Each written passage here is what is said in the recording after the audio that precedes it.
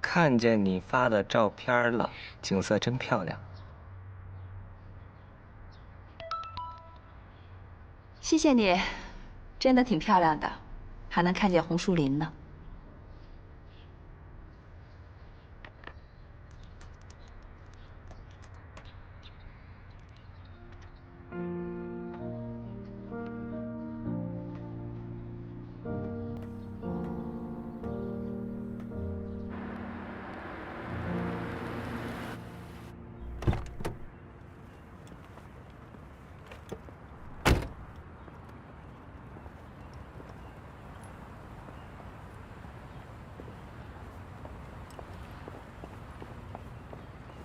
哎，干嘛的？送外卖的。送外卖的。哎，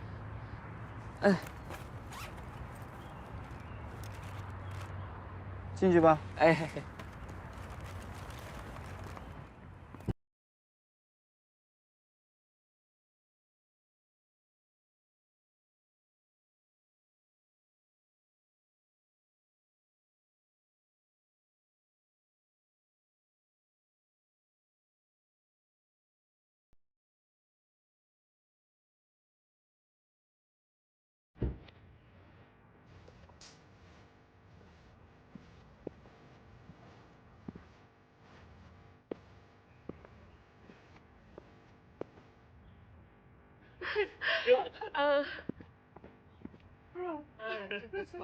哎，你别说这小区啊，这环境真好，比湖边才美啊！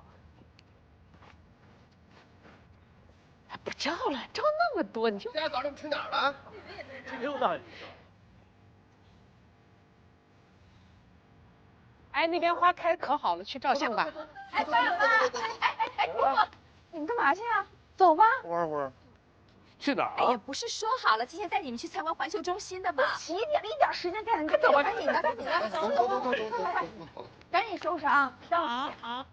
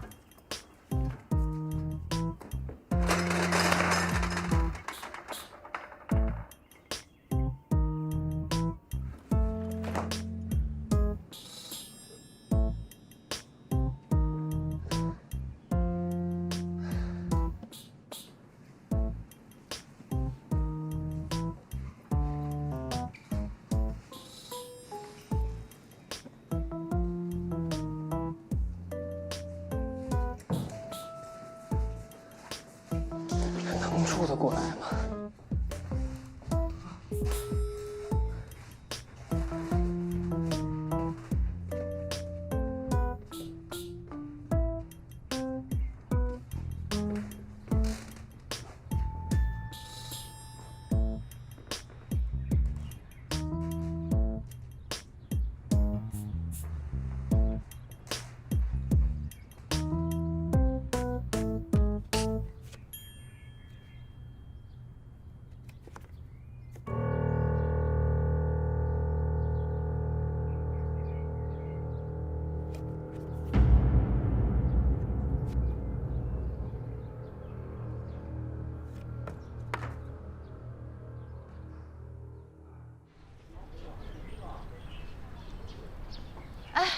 老板，8号桌加2个可乐啊。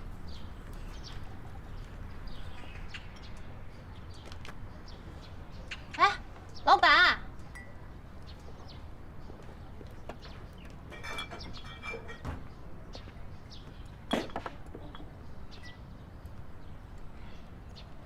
是可乐哎，老板是可乐。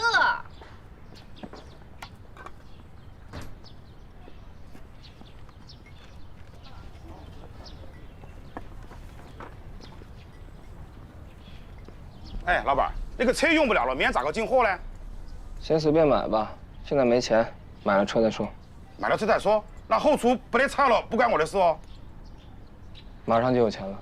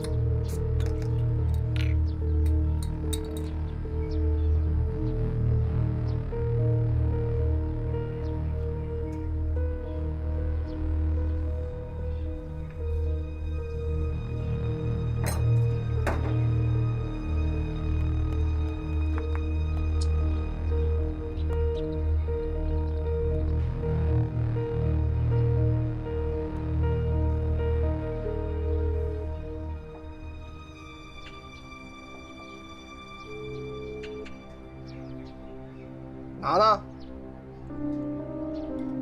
晚上哥请你吃饭。啊？什么？没听错，我请客。兄弟啊，你有事你直接跟我说，你不要拿请我吃饭这种行为吓唬我，好不好？太吓人了。不是，你这辈子请人吃过饭吗？今天是世界末日吗？是啊，从今天开始，天天都是我的世界末日。你来不来吧？那我肯定得来啊，放心吧。嗯。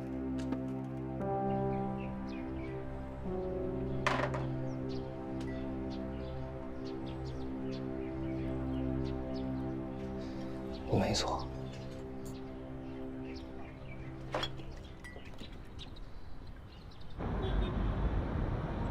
只要你过得比我好，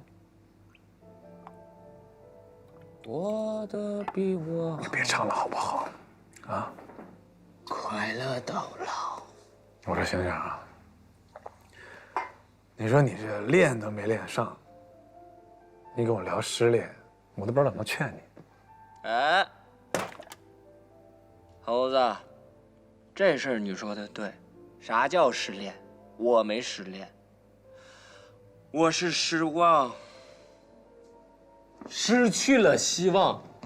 哎，不对也不对，叫绝望。啥叫绝望？我人生这么大，头一次感觉到什么叫绝望。你们懂吗？你们不懂。那个没出息的样儿，什么人啊？啊，怎么过的？有难度说话。这人你真搞定不了啊，猴子。谁呀？太强了。强大。哎，你别喝了，海星，你这么难受没必要。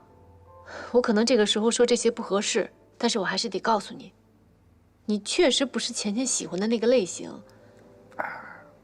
所以说，不管他找的那个人是谁，对你来说不都是一样的吗？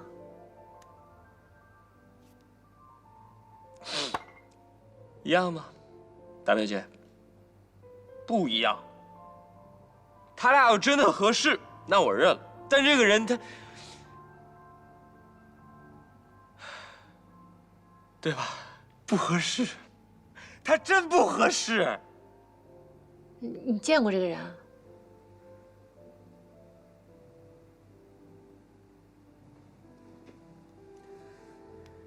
但我特别后悔见过这个人。跟这人比起来，我算什么？我算是一根草。猴子，我有时我都替自己害臊。你这就没法聊了。我让你努力，你这么丧，尤其是这个时候，你得振作，你得振作。你要是就是咽不下这口气，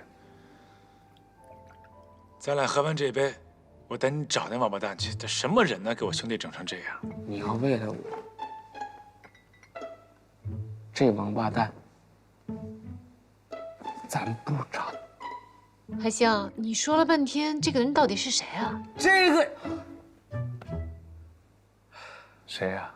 坏人，特别坏。看你这，我跟你聊这么半天，咱俩这么多年兄弟，你不能就被这点事打倒了，对吧？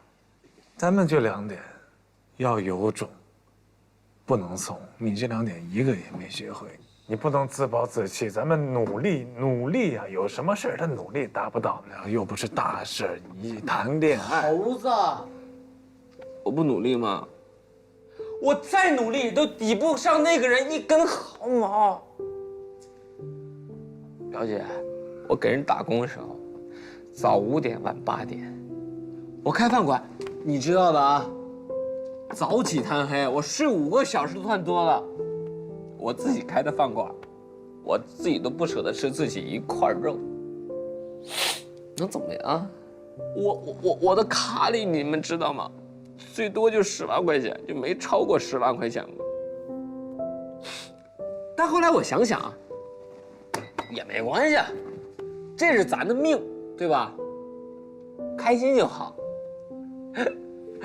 可惜，我非喜欢上一个我一辈子都配不上的女人。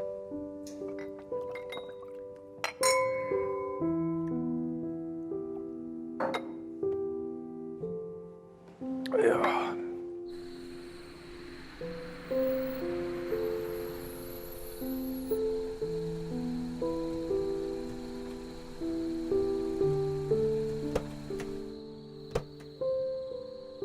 侯爵哥，石姐，我老板怎么样了？你老板？哎呦，这怎么了？这是？哎，喝醉了！小心！哎呦天哪！哎呀，哎呦，小心！没事，没醉。哎呦，快起来！没醉。哎呦，起来！哎呀，好了，没醉。哥姐，你把他交给我吧，我照顾他。来，还不行，还是一起来吧。哎呦，小心！你这力量不行啊！你这老板扛不动。不是，我这是来城里之后就娇生惯养了。我以前在乡下力气可大，我还扛过猪呢。你扛过啥？你扛过？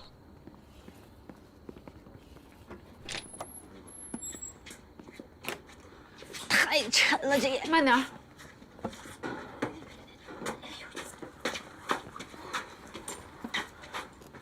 哎呀，慢点。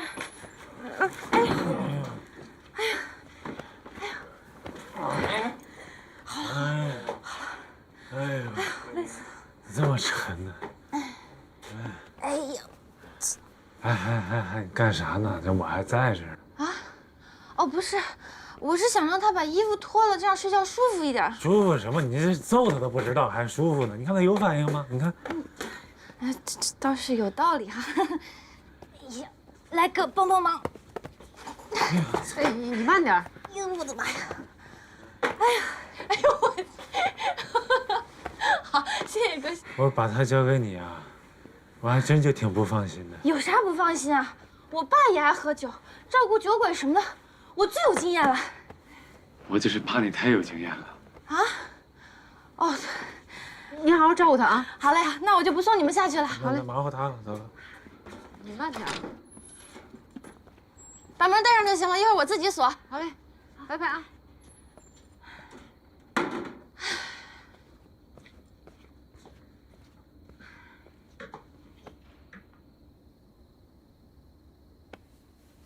呦，哎呦！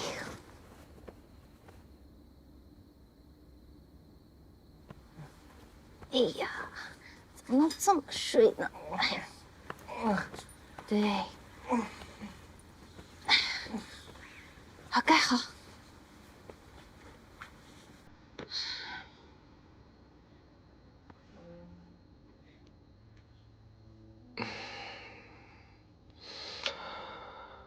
怎么办？唉，你让我做什么都行，但为什么做什么都不行啊？我就是喜欢你，你怎么就不喜欢我了？哎呀，你好就行，你好就好。我也恋爱了，单恋也是恋，单恋也是爱，单相思也是相思。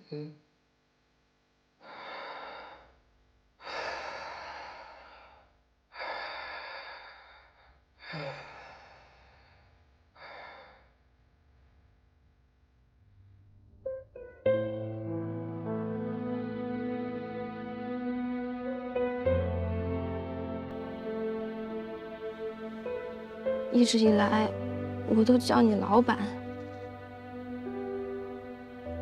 但是你是这个世界上最不像老板的一个人了。你对我们所有员工都那么的亲切。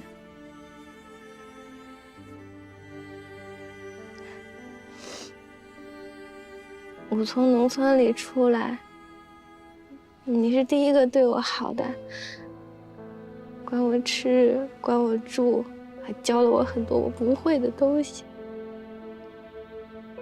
看到你这样，我真的挺难过的。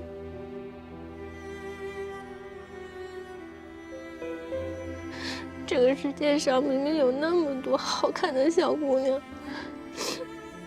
你为什么就偏偏喜欢她呢？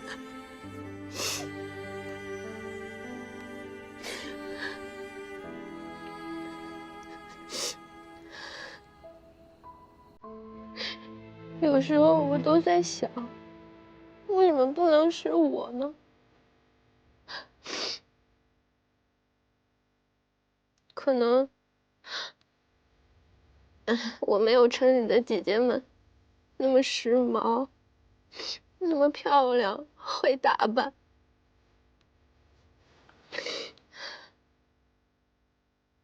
但是我是真的很喜欢你啊！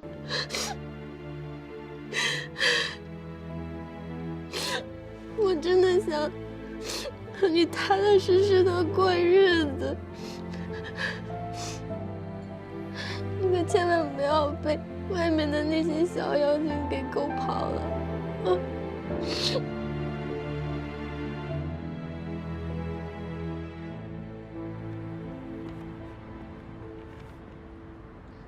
侯总，您觉得这3个方案怎么样？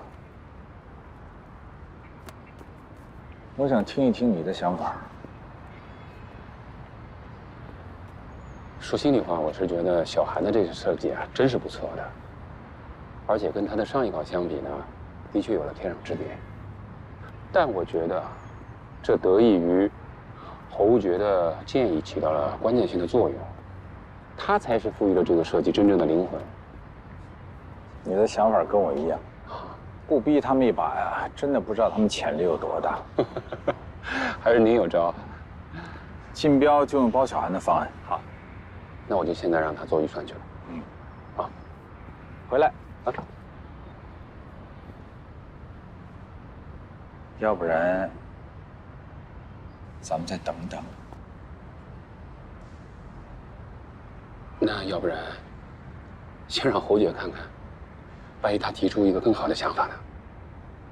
如果他能在这套方案的基础上再完善一些，那当然是好事儿。还有，你告诉侯爵，如果他有新的想法，不要跟其他人沟通，让他直接来找我。这套方案已经很有价值了，注意保密，不要让公司其他人知道。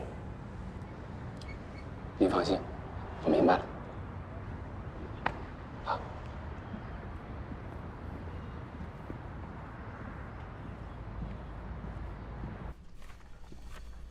这次这个真是不错啊！我好好看看啊。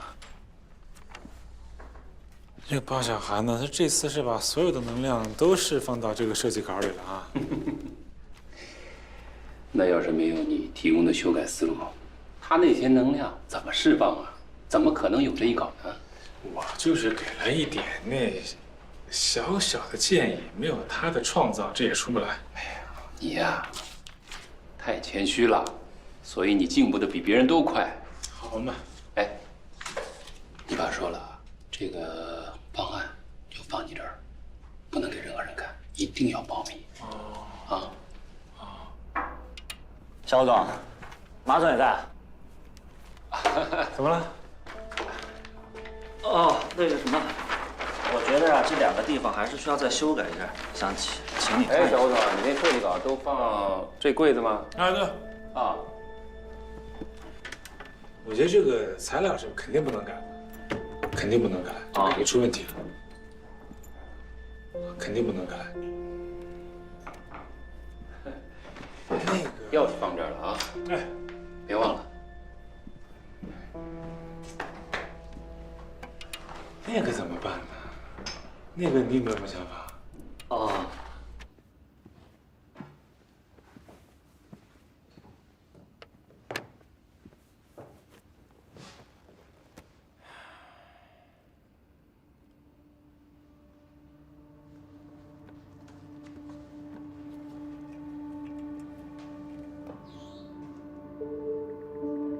货物已入库，按计划索取，定金已付。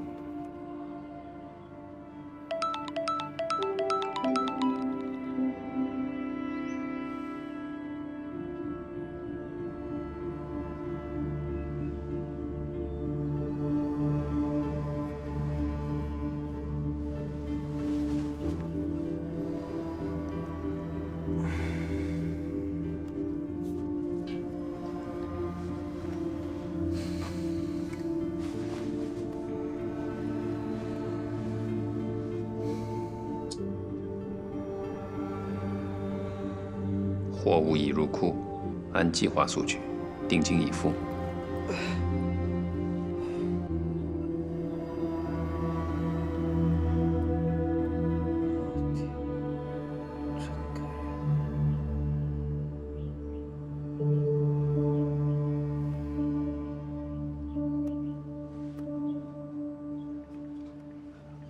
明白。文件柜钥匙在你电瓶车上。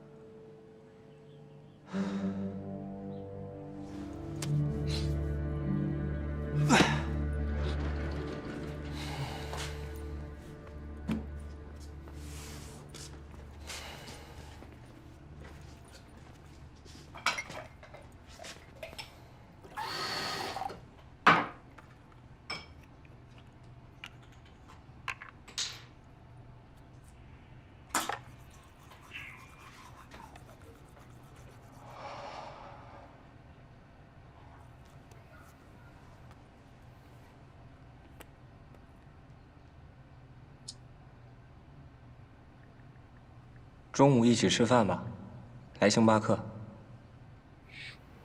这块要同时满足最小截面和折压饼，都得考虑进去，知道吗？咱们不能疏忽。行，那我再研究研究。主要是这个功率、容量大小、设备数量、占地尺寸什么的等等都不同。哎，我中午出去吃饭，你跟我一起去吧。哦，我早饭吃的晚，我就不去了，你自己去吧。然后我再把这些东西做一个总结。那成吧。反正这里需要二者兼顾才行。行，我再想想啊。那我去了啊。好嘞。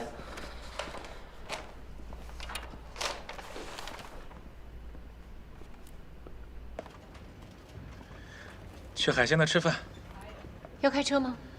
哎呀，溜达去吧，那么近。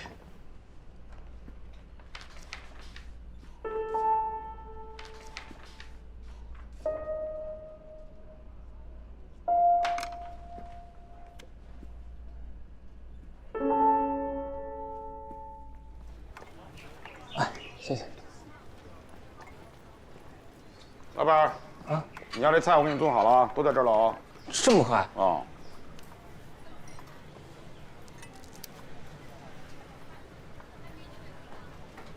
小韩，你盯一下，我出去一趟啊。哦，好。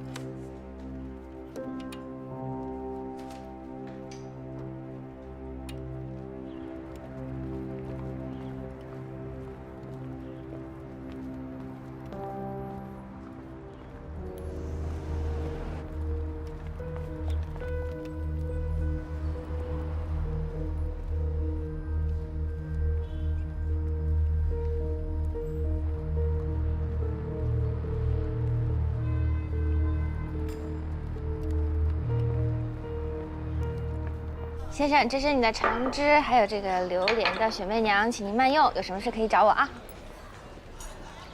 来了。哎，你们怎么来了？我老板出去了。出去了？啊。给我炒2个炒饭吧。行，好嘞。这都什么毛病？刚发微信叫我过来吃饭，他出去了。啊？估计一会儿就回来了。什么人呢？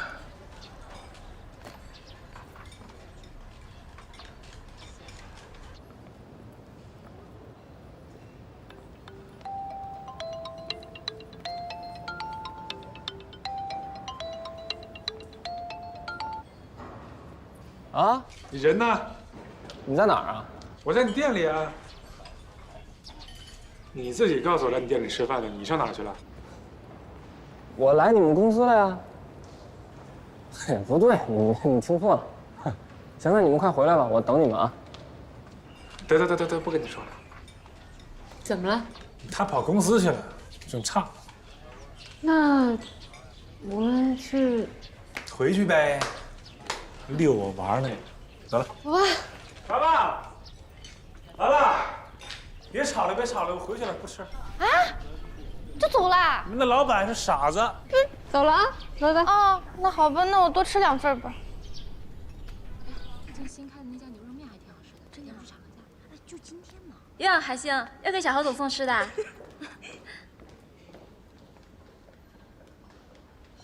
海香，你怎么来了？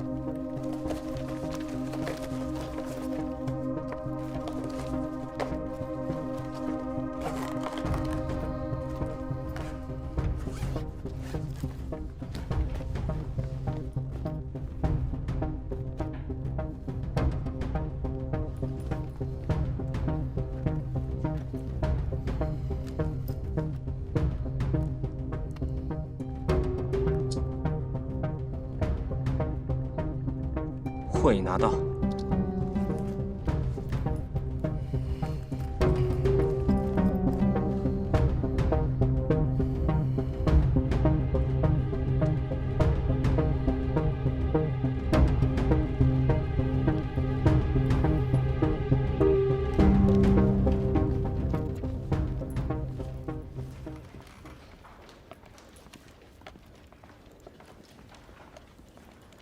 你刚才睡这儿了，这，让我跑一圈儿。你还睡？不是我，吓我一跳，干什么？有病啊你！吓我一跳。哎呀，给你吃饭吧。你说你们刚到你店里，你就跟我说你到我这儿了。哎，真的挺差的。我不吃了，你俩吃吧，我店里还等我。你干啥不吃了？哎呀，看你一眼就行了，自己待着太难受了。哎，你吃吧，不差这一会儿。快，坐，没事。那个，走了。快了，你快吃吧，一起坐着吃吧。不吃了，我不吃了，大表姐，拜拜。你这都什么病啊，一天到晚的。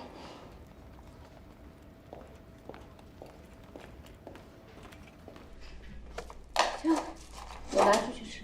你在这吃吧。你一个人在这吃吧，快。这约我吃个饭，到最后剩我自己吃了。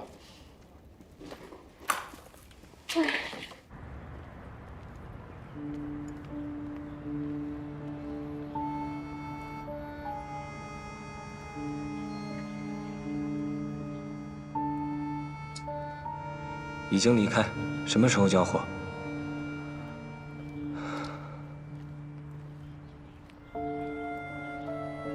等通知。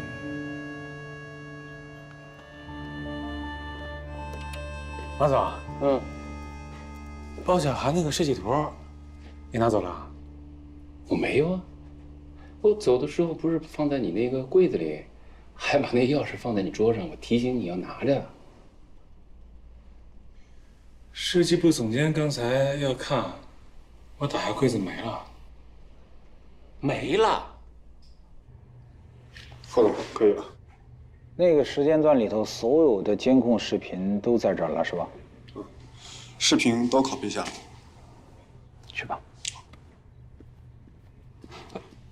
那在那个时间段里边，只剩下海星和包小涵在那儿待着。不可能是海星，海星对公司的事一点都不了解。再说他根本不知道我有什么方案。石毅，你说是不是？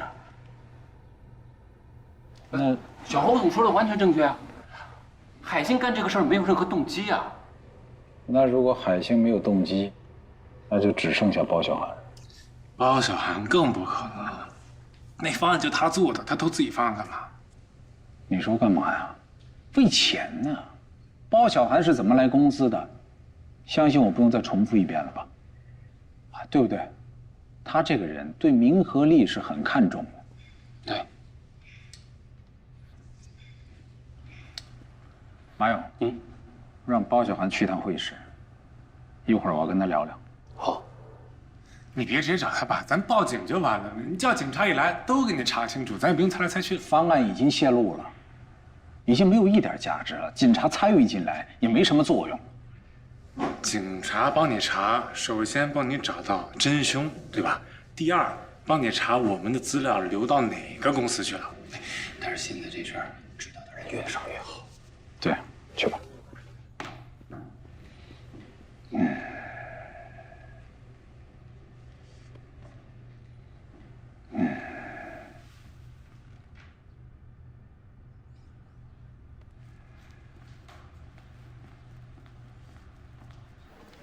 你怎么不说话？这不是你专长吗？证据太少，还不能下判断。我刚才说不是海星，我看你的表情怎么着不是很相信啊？真相还没有出现，一切皆有可能。一切皆有可能，也不可能是海星啊！我告诉你了啊，不可能是海星。服务员，点菜。老板回来啦！哎，你把包放下呀！二位要吃点什么呀？我们这有炒饭、炒面，还有特色的海星炒饭。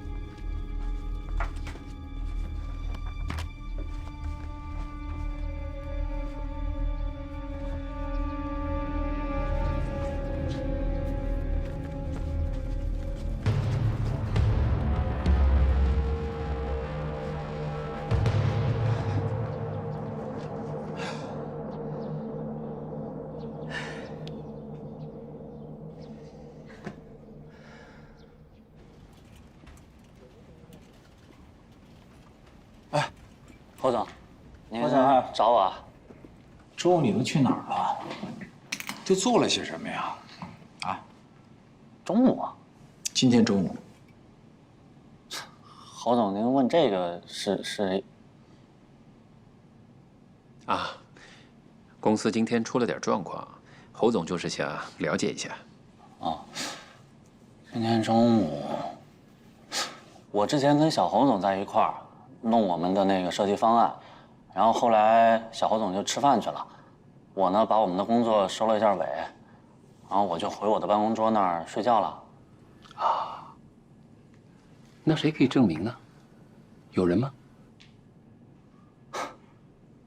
那个马总，我睡觉需要谁证明啊？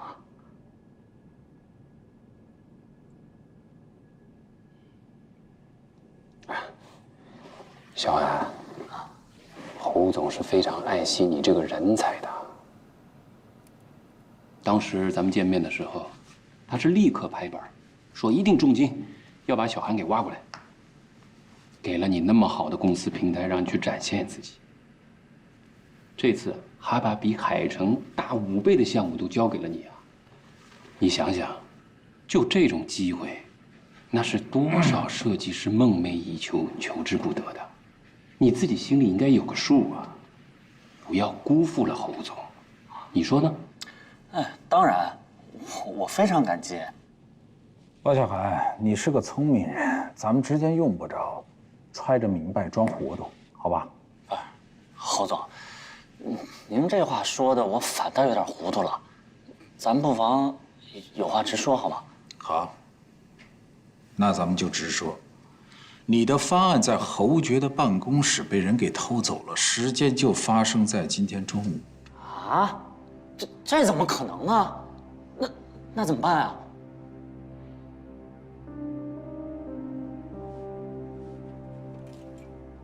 侯总、马总，你们该不会是怀疑我吧？我这不是正在问你吗？知道你的方案在侯爵办公室的只有4个人，侯爵、51、马勇，还有就是你。我不。是，我是知道，但是我知道，他也不代表这就是我干的呀。他们3个都没有单独的在办公室里待过，监控显示就你在办公室里待过，而且是一个人走的。你现在怎么向我们证明你的清白？我是在那个地方待了一会儿，但是我没待多久，我就回去休息了呀。然后我没有拿呀，然后我就睡了一个中午觉。你怎么证明你没干？等会儿啊，问题是，我为什么要去证明一件我根本就没有做过的事儿呢？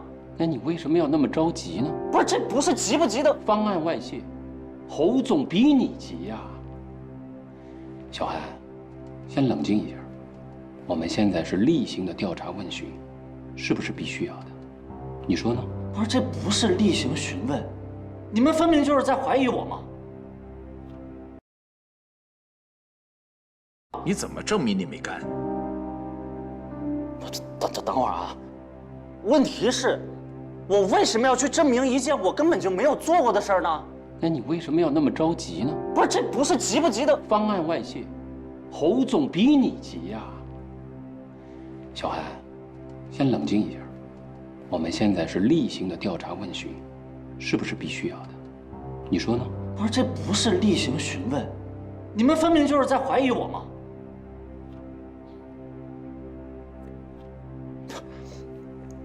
问题是啊，那我又有什么必要去偷自己的方案呢？我也觉得很奇怪呀，你为什么要偷你自己的方案呢？你的动机到底是什么呀？啊？再说了，侯总已经决定了用你的方案去竞标啊。当然了，给侯爵看的，就是希望他多提点建议，也是为了完善你的方案。我觉得，小韩，现在是公司的利益地位，你一定要把个人的得失放在一边。所以你有什么想法，开诚布公的说出来，让我们大家都知道嘛。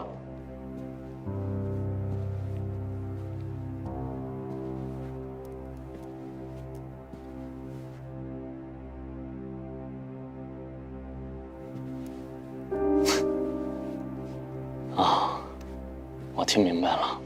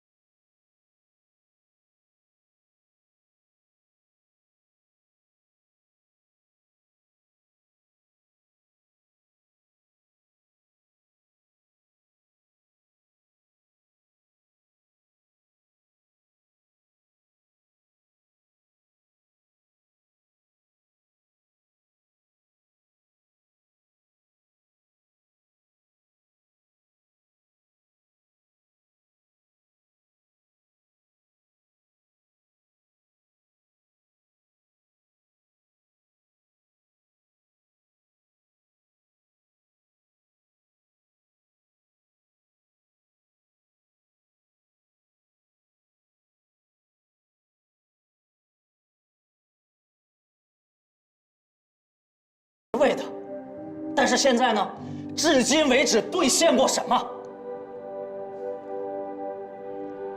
我不想一直做别人的嫁衣，我也要生活，我也要吃饭，但是你们现在给我画的饼，我没法生活，并且你们对我最起码的尊重和信任都没有了，严重的践踏了我的底线。所以我觉得呀，我没必要在这儿了，真的。你说这话，你想干什么？想辞职啊？啊？好啊，智荣建设向来是来去自由的，尤其是对那种忘恩负义、过河拆桥的人，送你5个字：再见不远送。是我忘恩负义，我过河拆桥吗？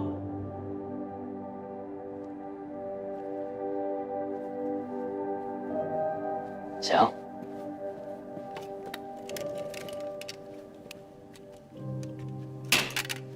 再见。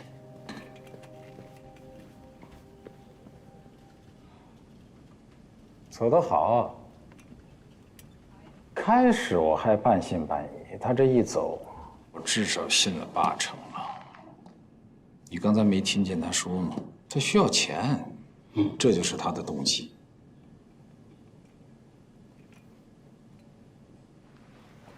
我觉得也许啊，是其他公司啊高价收购了他的方案，想阻止我们中标吧。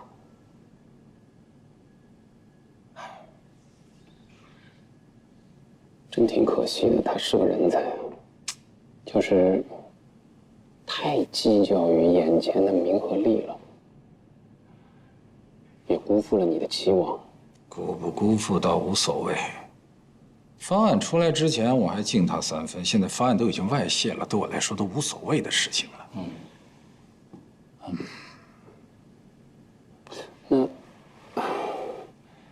那咱们现在这设计方案怎么办呢？重新再来过？现在就剩下2周不到的时间了，重新来过是来不及了，只能调整。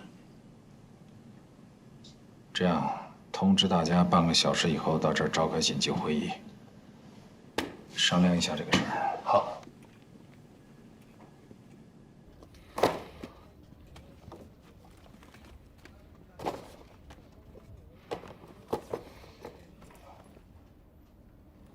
看什么看啊？没事干是吧？都。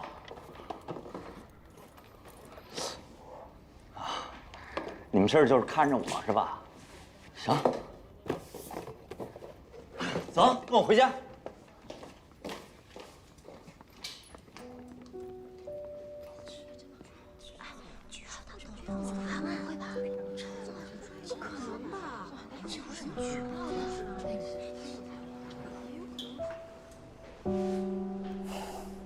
你的咖啡。我爸说包小涵自己承认了，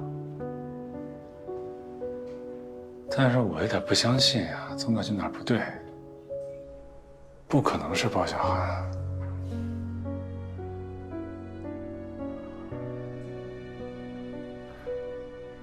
分析分析。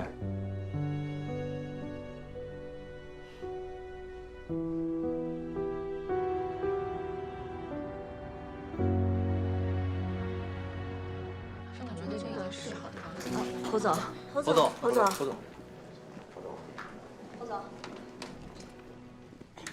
就在刚才，公司发生了一起非常严重的方案失窃事件，丢掉的是瑞吉酒店的一套准竞标方案。现在嫌疑人基本上确定就是包小涵，他已经主动提出离职，所有的工作权把他踢出去，避免公司的信息进一步泄露。现在剩下的2套方案问题还有很多。所以，我现在要求你们设计部必须在3天之内给出我一份超越前一稿的设计方案。在座的各位也都可以积极的参与进来，不管是建议还是意见还是设计方案，只要最后被我们采纳，都会有重赏。还有，我今天放了包小涵一马，这是一个特例，你们所有的人要引以为戒。如果今后公司再发生类似的事件，别怪我侯志荣不客气。散会。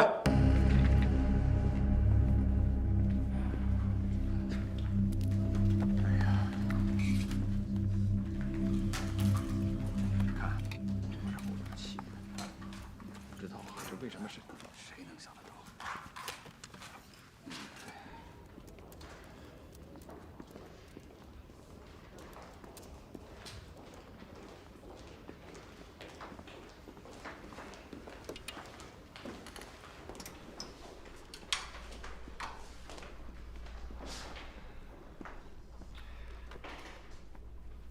你这次还准备参与吗？参与啊！之前海神的项目丢了，我又重新做了一个，然后又做了一些调整和改动，我感觉现在效果非常好。你还挺有心。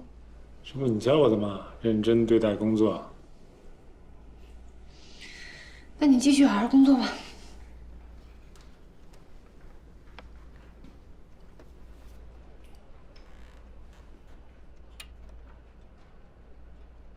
今天我们讲了水上迫降的理论要点，下一堂课我们就要实习了，所以请大家回去之后好好把我们今天所学的内容消化一下。下课。好，老师再见。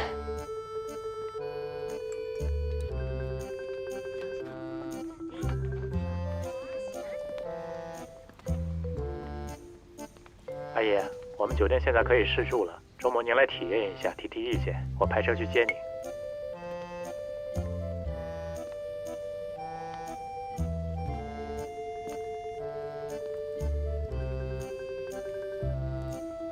安琪请你了吗？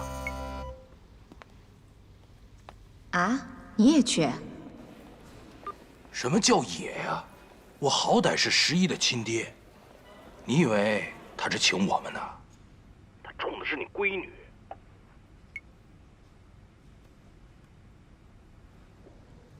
那你去嘛，11他亲爹。我是亲爹，我当然要去考察。哎呀，到底去还是不去啊？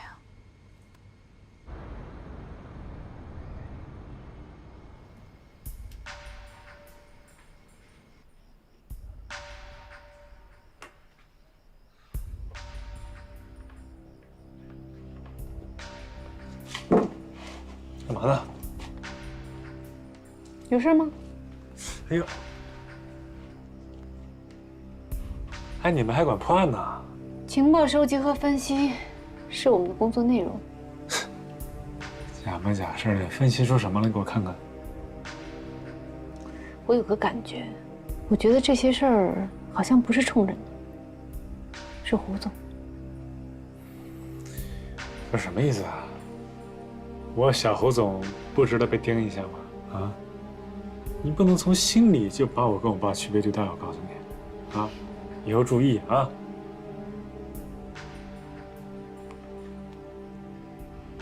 这个马勇是怎么回事啊？还不确定，我只是把所有的异动都整理出来。你不确定，你瞎提什么？我爸跟马勇的感情比跟我还好呢。瞎专业。好好看啊！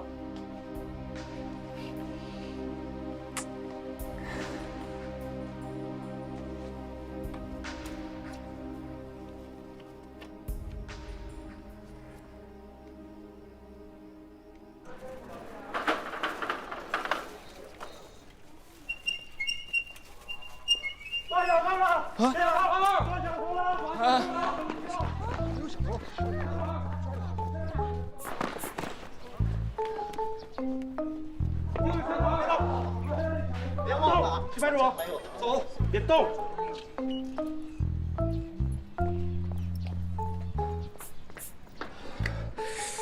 哎呀，财神爷保佑啊！我只此一次，下不为例，真的知道错了，我以后一定多做善事，回报社会。阿弥陀。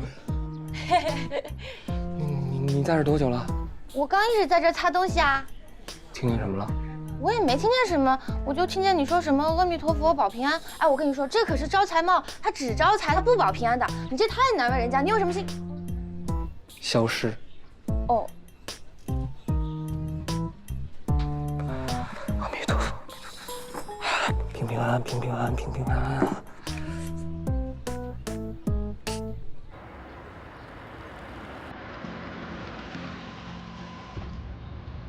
叔叔阿姨，哎，蓝旗，叔叔阿姨，小心点，小心点，欢迎欢迎欢迎欢迎！不好意思，本来应该亲自去接你们的，临时有个会。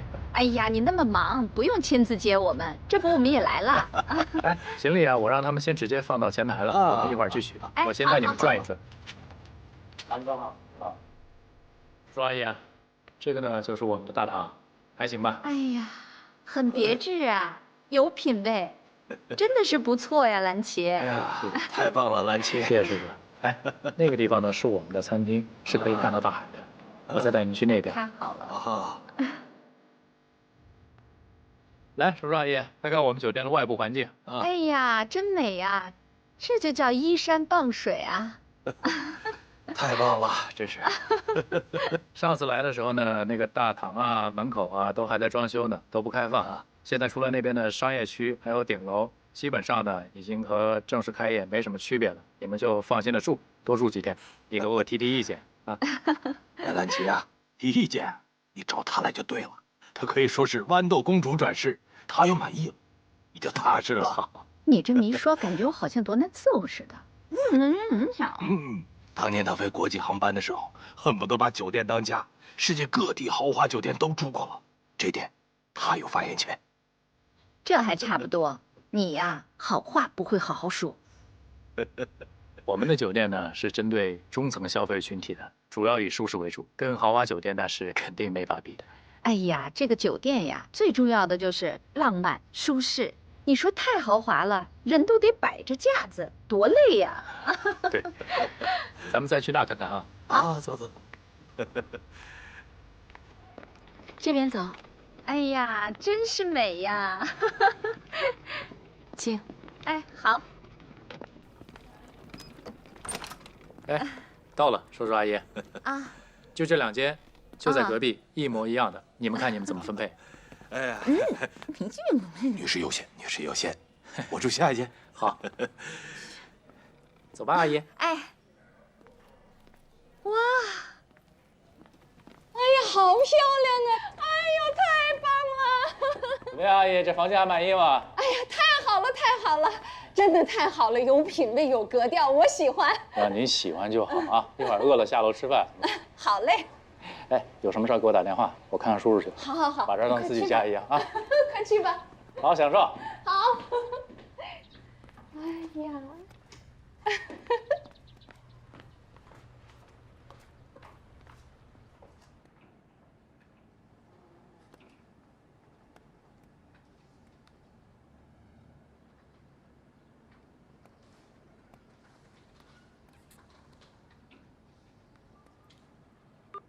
妈，你这是去哪儿了呀？这么美。我在蓝旗酒店呢。你怎么去蓝旗那儿了？你也没跟我说一声。我这不就跟你说呢吗？十一啊，蓝旗这酒店弄得真的是不错，你抽空一定得过来看看，听了没？是跟我爸一起去的吗？我才不跟他一起呢。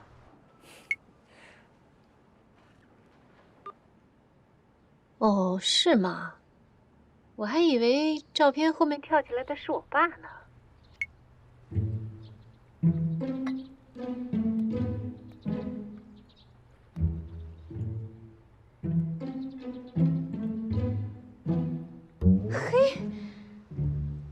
怎么跟个冤魂似的？这走哪儿都有你，居心叵测。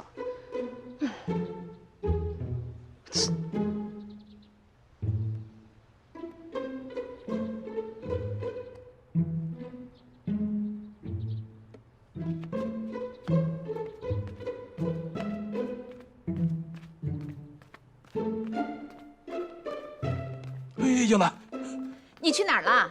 去海边遛弯了，那太美了，那沙滩。你遛弯遛到我手机里了，遛到我照片里了。哪？你自己看。我看，这也能拍得进去。咱们依然有缘分。什么缘分？回你房间，老老实实的，不许再出来。你说什么呢？好主意。吃饭叫我啊！就知道吃饭。饿死你！从现在起到开业前，我定期巡查，告诉所有领班、所有服务人员的仪容仪表必须符合规范。被我抓到1次，立马走人；3次以上，当值领班走人。你去忙吧。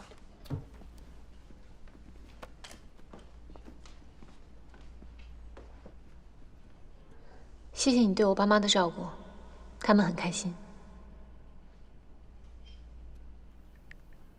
他们开心，你就开心；你开心，我就开心。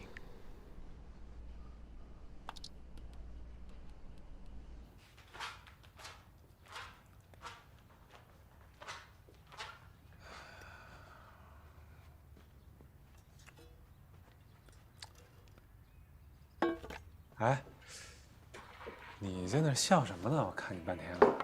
哎呦，我爸一遇见我妈就犯中二病，这么多年也没变。他们去哪儿了？兰琪接他们去酒店住了。卑鄙。啊？是卑鄙者的通行证。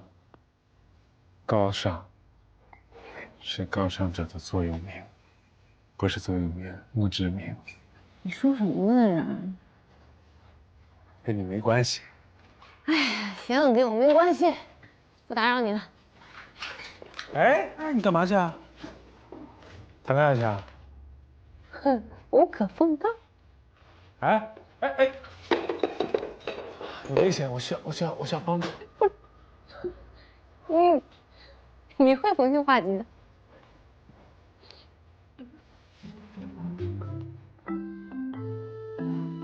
什么人？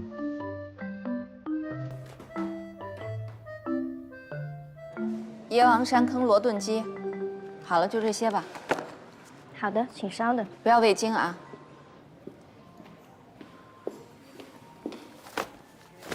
行了，你这是干嘛呀？让兰琪看见了，以为我怎么着你了？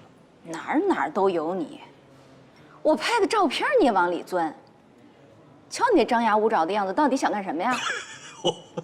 是为这事儿啊？还在那儿笑，小心你乐极生悲。是，咱们可是为了11来的，为了孩子，咱不吵架，让人知道了笑话。你还知道啊？哎，英楠，咱们说正经事儿啊。兰琪的意思已经表达得很清楚了，关键是她事业有成啊。11这次可不能犯拧了。犯拧也给他拧回来。像兰琪条件这么好的人，上哪儿找去啊？要什么有什么，跟11还有感情基础，这要再成不了，想想，他们俩之间还有什么能成为障碍呢？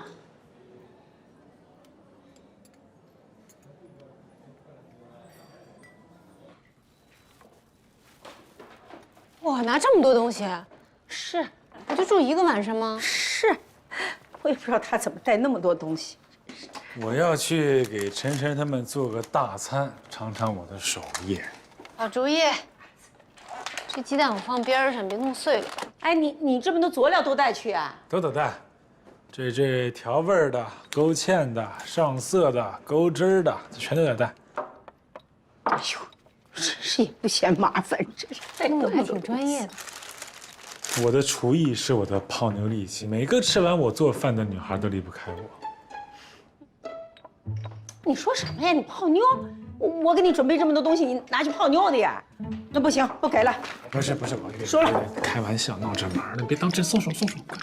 哎呀，太认真了。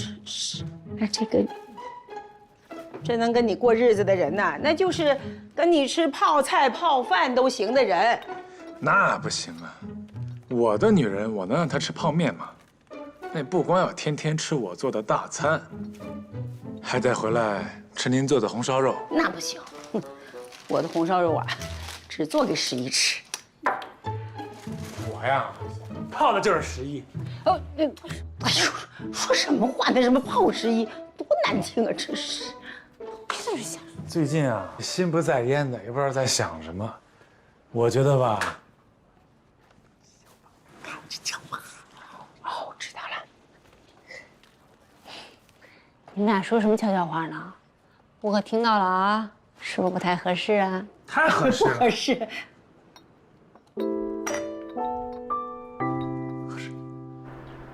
丽丽这个不靠谱的，刚才给我发信息说让咱们接她一趟，收拾不完。哎，凭什么呀？为啥你就要接她？我还要到你家集合。因为你优秀，你最优秀。她不是磨叽吗？一贯的，你又不是不了解她。好吧，就冲你这句我优秀，那就接她喽。哎呦，行了吧，受不了。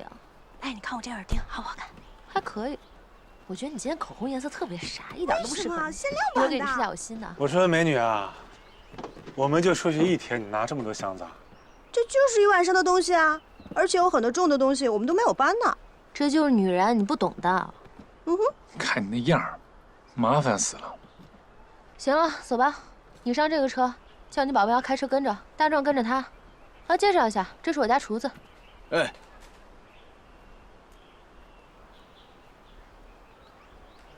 不是，他得跟我一个车。为什么呀？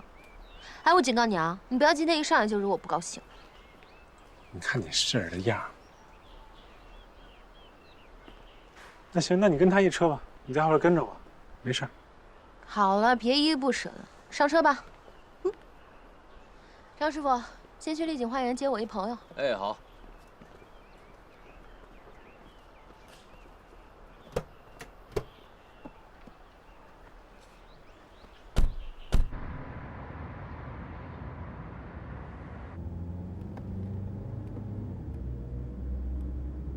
哎，我们来自拍吧。好啊。3、2，帮我拍好看点。你露脸会死是不是？不爱拍照。你看你弄得咱俩都不好。哎呀，我这什么表情啊？我也好丑啊！快，再来一个。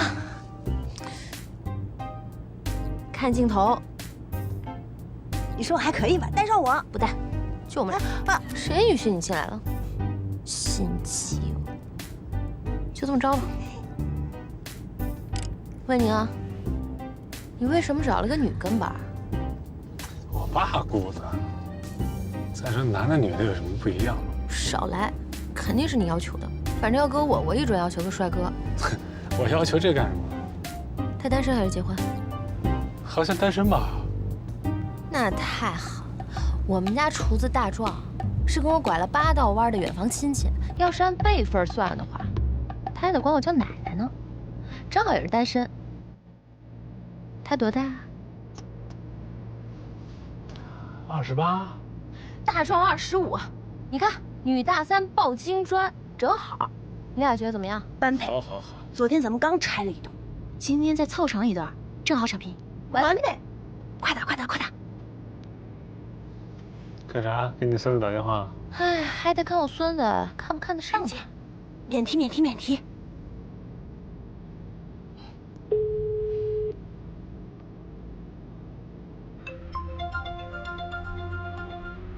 喂。壮啊，听见我说话了吗？现在坐在你旁边那个女的，是我这个兄弟的跟班。他说呀，这看见你就一见钟情，欲罢不能，根本控制不住他自己，喜欢你喜欢的不行，真的。你看看，看得上不？喜欢喜欢。我就知道我孙子肯定喜欢。你跟我说让我帮你介绍的，我可是把这个话都放在这儿了，我都已经把人给你放那儿了。你剩下的看你自己啊，去吧，皮卡丘。哎，别挂电话啊。好，谢谢姐啊。你好，我叫丁大壮。哦，你好。我们刚才互相介绍过了，我还叫51。我家在安徽黄山，家里有兄弟姐妹2个，我还有个弟弟。我今年25，以前是开饭馆的，身高184，不对，1米73，体重82公斤，不抽烟不喝酒，以前开过火锅店，卖过烧烤，烤过骆驼。烤过骆驼。现在在晨晨家做厨子。他这个自我介绍太诚恳。人家这叫憨厚老实，懂吗？不像你们这种油嘴滑舌。一般人受不了，我告诉你。那是你那个保镖，你那个跟班太凶了，好吗？把人吓死。不好意思啊，我刚才没听清你说什么。你家是山西的？山西黄山的。山西是个好地方。不是山西的。那山东的？不是，我家是安徽的。哦，安徽大同的。不是。那山西黄山的？不是山西的，跟山没关系。那你家不是黄山的呀？是，不是。小事还是不是？行了，电话挂了吧，挺费电的。没事，充电5分钟。你能不能争点气呀？在这儿还泡妞呢。没事儿，大壮不行，还有2壮、3壮，多的是人给你介绍。放心吧，我一定会把这事儿跟你安排的妥妥当当。他家到底哪儿的？还笑。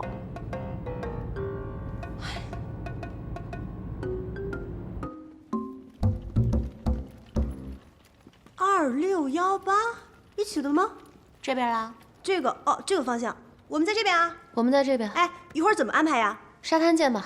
好喽。哎，行了，不要了。行了，差点忘了。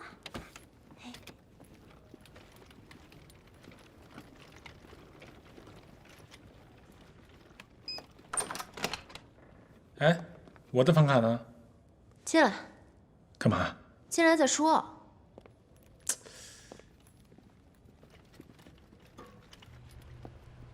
干嘛呀？不干嘛，房间在这儿。啊？不合适吧？给你美的，你住那边，我住这边。壮，把我行李拿到那屋里去。哎，你干嘛去？你又不住这间房。我知道。你知道你还往那边走？我要检查房间。这房间有什么可检查的？这是我的工作。哎，你这个保镖真有点意思啊，他怎么什么都管你的？不是你挺有意思的，干嘛安排一个房间啊？那我多给你待会儿不行？况且井水不犯河水，谁碍你事儿了？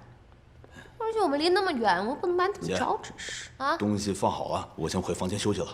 哦，行，回房间。哎，好嘞，姐。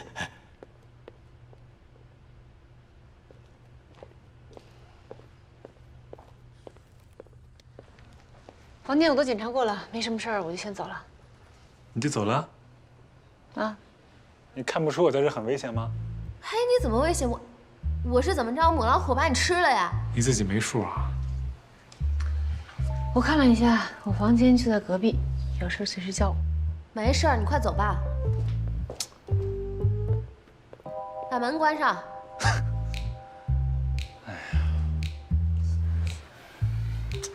干什么？什么干什么？回房间。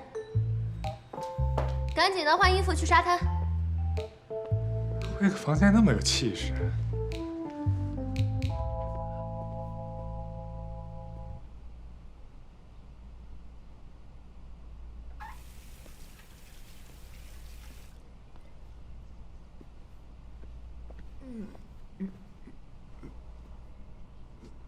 你住这个房间？对，我姐安排我住这儿的。好的。那不关门呢？啊，你去帮我买。你怎么在这儿？我姐安排我住这儿的。啊？哦，哦，那个，有个事儿跟你说啊。你姐那边她好像有什么事儿找你，你没带房卡吧？没有。没带啊？那你去吧，去吧啊。什么东西？太不像话了啊！你说他们，你会游泳吧？如果需要的话，可以会啊。会就好。给我开门！开门！干什么？干什么？快点给我开门！你要是开房子呀？大壮，你给我进来！我看是谁，我给钱，谁不让我大壮在这住？莫名其妙的，什么人啊你？你别有没事找事啊！大壮谁能住一起吗？怎么不能住一起啊？你给我装什么糊涂？男女有别不知道？哟，现在混的小宝贝儿是吧？他金贵，我告诉你，大壮更金贵。大壮20多年来从来没谈过恋爱，他们俩在一起谁吃亏还不一定呢。陈小姐，麻烦你还是注意一下措辞。这有你什么事儿？你算什么东西？给我滚！晨晨，我告诉你啊，你要是连对人最起码的尊重都没有，以后不认你这朋友。行啊，侯爵，你现在向着他是吗？我告诉你，你要向着他的话，我就回去告诉我爸，让我爸不要跟你爸合作了，再也不合作了。想得美，什么合作？滚！你们都给我滚！行，算了，不就一个房间吗？大壮住里面，我住沙发。说什么呢？不可能！我告诉你，这不是一个房间的事儿，懂吗？我侯爵的人，我不差你一房间，不能欺负我人，知道吗？你的人，你根本不是他别给我废话！走了。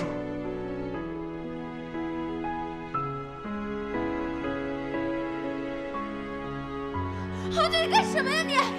这正好啊！啊，咋了呀？啥情况啊？太过分了，他太过分了！那还游吗？游个屁游！那你不游，我们去游了。走了，拜拜。你们俩什么意思啊？哎，快点，泳衣都换好了。我这什么事儿啊？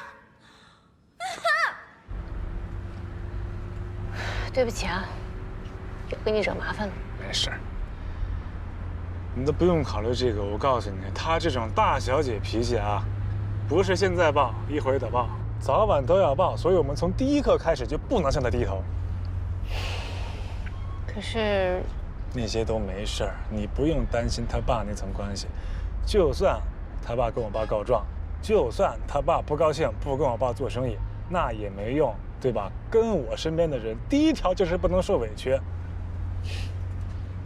我也没那么脆弱啊。以前有的客户也会误解我们的职业，看不起我们，把我们当成佣人、马仔，也有不尊重的时候。哎，那你们要是碰到这种人，一般都怎么揍他们？只能锻炼自己的心理承受能力，承受能力强了就可以无视啦。要么就把注意力放在工作上。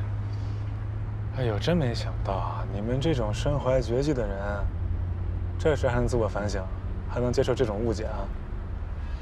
这没什么大惊小怪的，有几个人不被人误解？你不也一样吗？被人误解是靠家庭背景，这个时候只能靠自己努力去证明自己，别的都没用。对，你这个说的太对了。我就因为我这个家庭背景，之前我一朋友说我跟陈晨像，当时我就急了，说什么呢？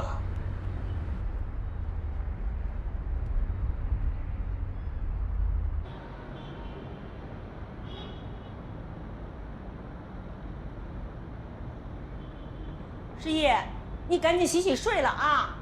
咱不跟那熊孩子一般见识，犯不着。这孩子真是太不懂事儿了，他。哎呦，你说这个晨晨啊，我跟你讲啊，我小时候我见过他，哦，不是我小时候，是他小时候啊，我见过他。他爸妈呀是老来得子，哎呦，把他宠的呀，跟你说都宠坏了，还念那么多书，还留学，还什么的。我看他学的知识啊，都被狗吃了，真是。哎，诗怡没事吧？没事儿，我找找。哦，这还差不多。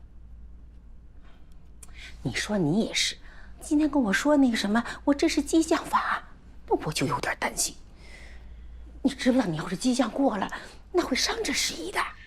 我哪知道啊，我也没招啊，这意外太多了，我这套路我也套不住啊。小子，你给我记住了，无招胜有招，你就慢慢套吧。哎呀，行了行了，别在那玩了，赶紧去睡觉去。睡觉睡觉睡觉，天到晚就给我惹事。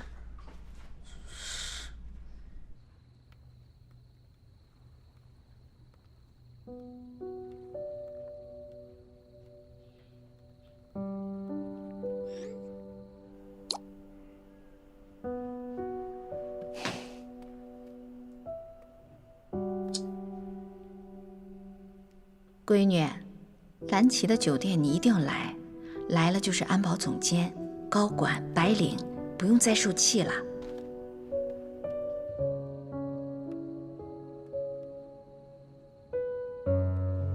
闺女，工作累不？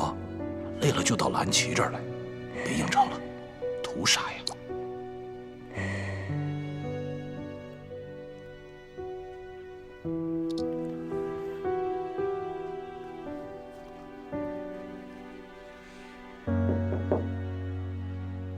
进来。这个是张姐给你做的凉茶，啊，让你败败火。谢谢。你说如果有2条路可以选，一条比较舒服，一条比较坎坷，你会选哪条？啊？哎，你要跟我聊这么深入的问题吗？不，我问错人了，我是你休息吧，睡觉。没事，我跟你说啊，不用了，不用了，我真的问错人，你睡觉吧。哲学性的问题，我回答起来最带把了。首先，你这2条路是去哪儿的？人活着呢，最终都会死。啊，我懂了。你现在走到了人生的岔路上，面前面临2个选择，一条平坦的路，一条坎坷的路，最终的方向都是死亡。啊，你在路口犹豫了许久，不知作何选择，今天求助于我，是这样吗？我跟你说，要是放在以前呢，你现在走到了人生的岔路上，面前面临2个选择，一条平坦的路，一条坎坷的路，最终的方向都是死亡。啊，你在路口犹豫了许久，不知作何选择，今天求助于我，是这样吗？我跟你说，要是放在以前呢，其实我应该会选那条平坦的路。我特别喜欢每天过得自由自在、无忧无虑，又舒服又开心，没什么压力，能想很多的事情。知道。但是最近这段时间，我对我的人生有了新的感悟。我觉得人生就应该活得丰富一点啊，要多经历一些坎坷，要多碰上一些不同的事情，让不同的颜色进来，把你的人生填满，用不同的味道去丰富你的人生，这样这辈子活得才比较有价值、有意义。可是这样的话，注定会很累啊。你干什么不累？但是你每天在这条很坎坷、很崎岖的道路上，你会见到不同的人，遇到不同的事儿啊，你要上很多不同的当，挨不同的揍。但是这些都会变成你的鳞片，变成你的盔甲，它会丰富你的人生，让你的人生在以后长很多块肌肉。这些经历会让你的人生变得特别的有趣，有趣的人就特别招人喜欢。你想不想招人喜欢？不想，因为我累的时候，我就想傻吃愣喝糊涂睡，什么事都不干，什么事都不想，多舒服呀。不过我觉得如果让我真的过成那样的生活，我想一想，那时候没准我又羡慕那些比较忙碌、很奔波，有很多事情做的人，人总是这么纠结，是吧？对嘛，人都是这样。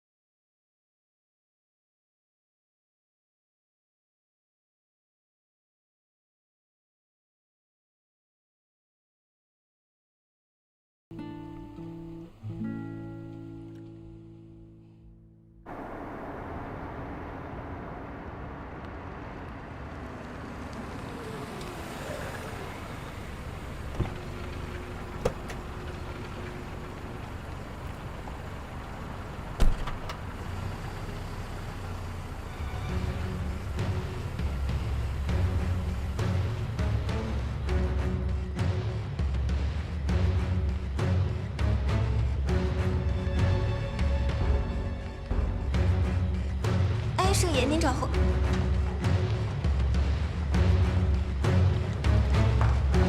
去，把门给我打开。哎呦，圣爷，你没事吧？中了吗？没中。发型呢？没乱。去把门开开。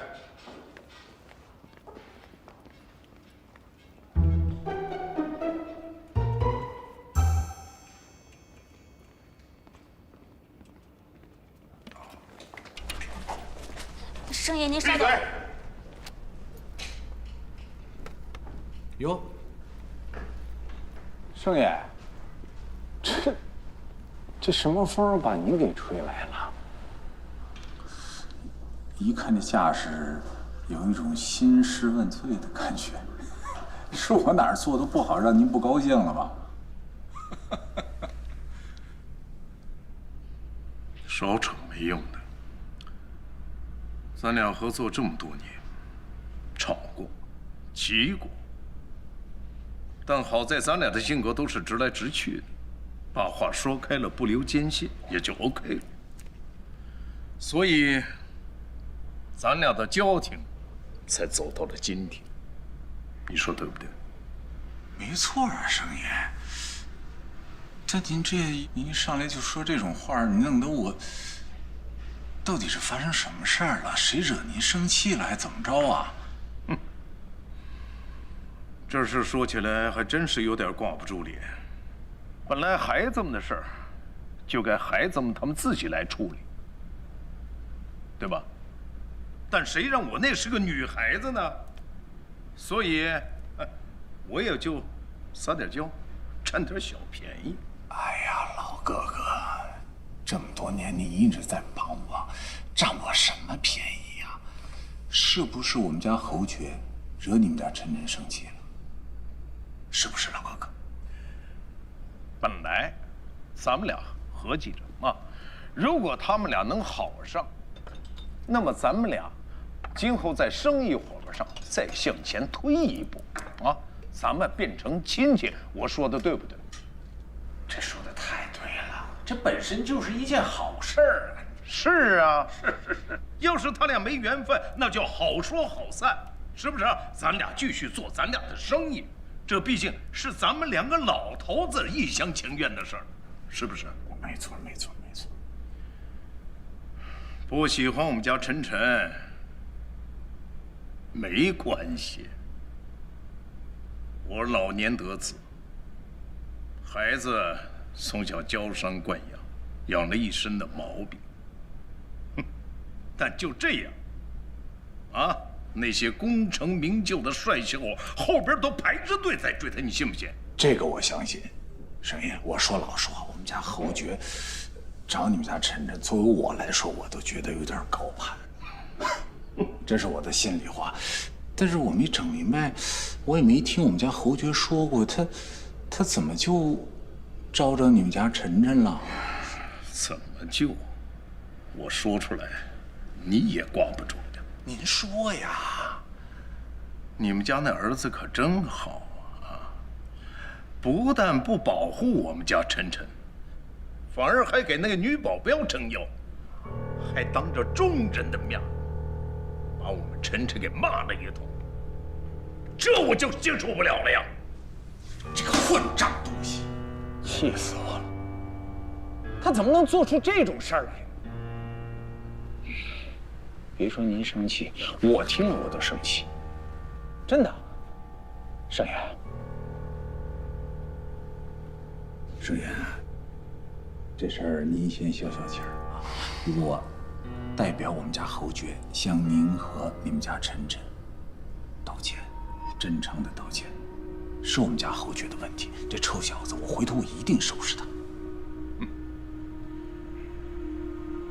对于你的歉意，我只能勉强接受。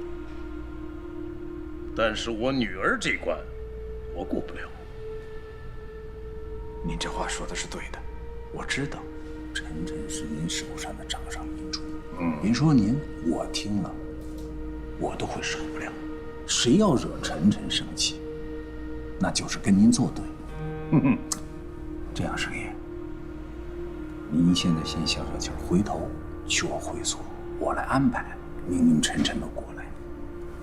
我让那个臭小子过来，当着您和晨晨的面，给晨晨道歉。到时候要杀要剐，任由你们发落。你看这样好不好？那个女保镖呢？这事儿还不简单，小事一桩，让她走不就得了吗？好不好？老哥哥。哎，沏茶吧。好，沏茶，沏茶。哎，你们公司的装修风格呀，真是不合理啊！喂，你好。哦，好的，我知道了。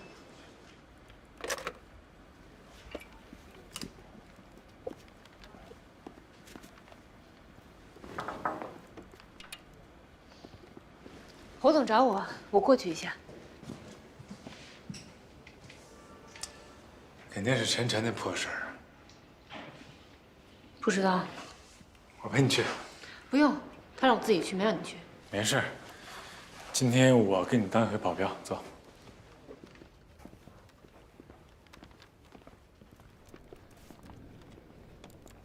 哎，小侯总，侯总他，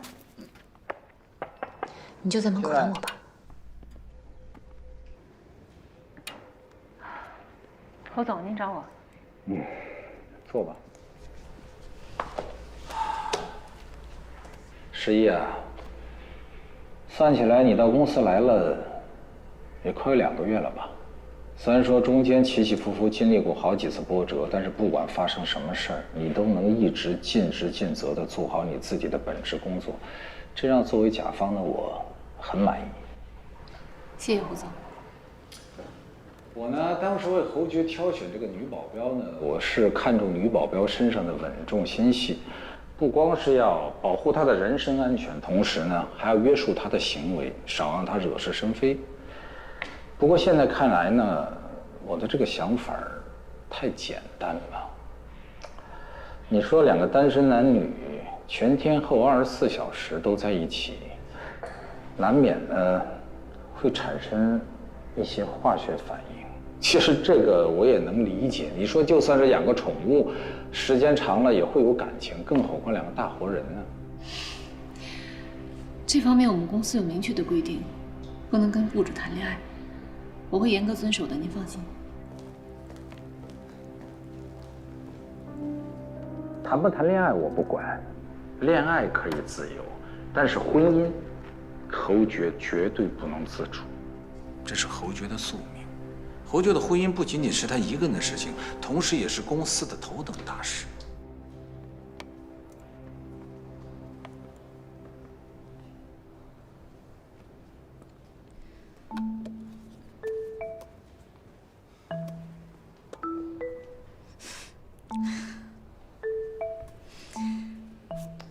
十一啊，我就跟你实话实说了吧。现在市场的整个环境不比以前了，公司做的越大，树敌就会越多。只有强强联手结盟，才能够共同的抵御市场的风险，而联姻是结盟最好的方式。这一点我希望你能够理解。啊，侯爵呢，虽然说现在不明白我的想法，但是人总会长大的嘛。小侯总，你这样听得到吗？终有一天，他会理解我这么做，我是为他好的。还有啊，石爷，方路介意你，我不会放在心上；但是晨晨介意你，我就必须得认真对待了。因为你要清楚一点，晨晨是我为侯爵挑选的未来的结婚对象。那侯总希望我怎么做？我希望你走。侯总，这跟十一有什么关系？让他走干嘛？关你什么事儿？你先出去。没看见我正在跟十一说话吗？这是我保镖，说他的事我听听，怎么了？十一，你先出去吧，我跟侯杰说几句。好的。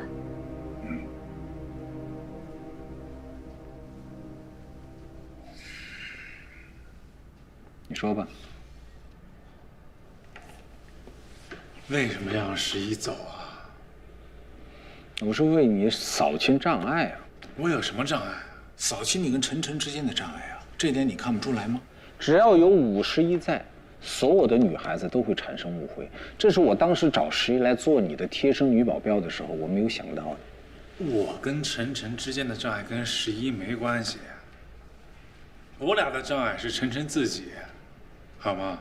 换句话说，就是他太作，10个我也招架不住。这你怎么清扫？这个不靠我清扫，这个靠时间。你们只要今后结了婚，再过几年生几个孩子，人岁数也大了，人也变得成熟了，一切不就好了吗？对不对？门当户对是最重要的，明白吗？重要，但是这跟11有什么关系？为什么让他走呢？这不是我的要求，这是晨晨的要求。晨晨提要求，他有什么资格提要求？他凭什么提要求？昨天要不是因为他事情会闹成这样吗？他自己不尊重人家工作，啊，自己给自己没台阶下，丢脸，怪谁啊？可能有人喜欢晨晨这块，但那肯定不是我，我俩的婚事没有可能。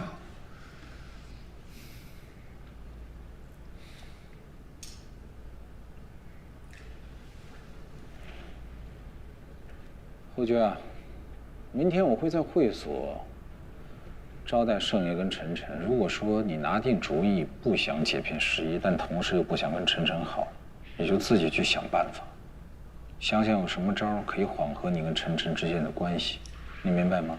这不仅仅是晨晨的意思。盛爷公司对我们来说有多重要，我都不用告诉你，你就应该很清楚了。闹成这样，没有必要。啊，行啊，那你就设个宴，正好让你看看晨晨是什么个德行。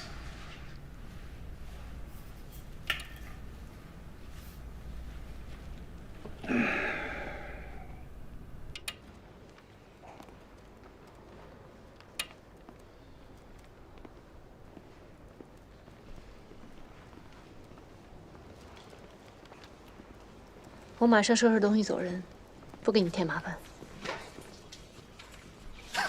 想得美，给我找完麻烦就想走啊？没门儿！告诉你，老实待着能不能？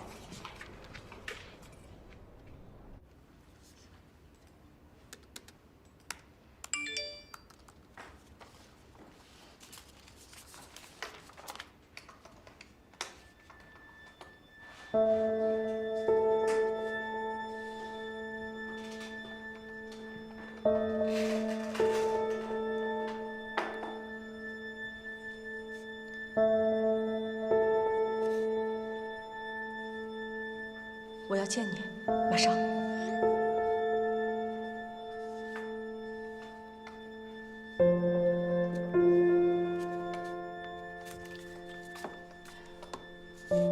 我先出去一下。哦。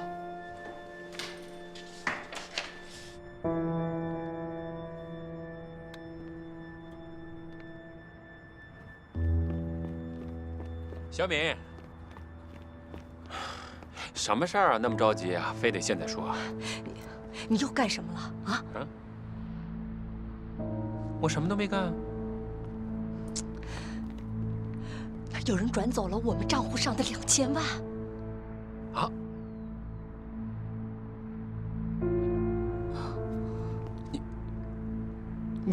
你被黑了你？哎呀，你还有心情开玩笑？这什么情况啊？这到底怎么回事啊？啊！我跟你说啊，哎呀，我怕钱放着不安全，就转到国外一个朋友那里，让他帮我们买套房嘛。你不是一直想离开吗？我得安排好啊。你呀，就把心放肚子里。我们当初不是说好了，只是吓一吓侯志荣吗？等侯爵走了，就把钱还回去。对啊。你拿钱买了房子，我们拿什么去还给侯志荣？马勇，你赶紧把钱转回来吧，咱们把钱快点还给公司啊！哎呀，行了行了，你就放心吧，这事儿你不要再管了。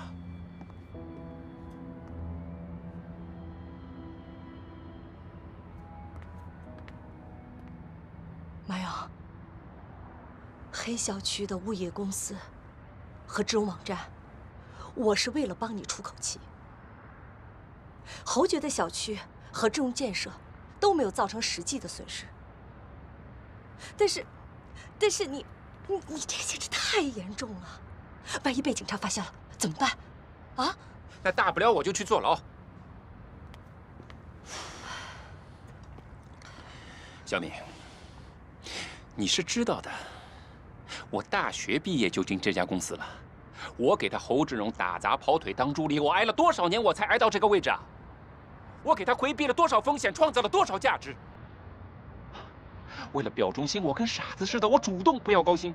他有多给我1毛钱吗？没有。他只知道榨取我。我现在拿他2000万算什么？这是他侯志荣欠我的。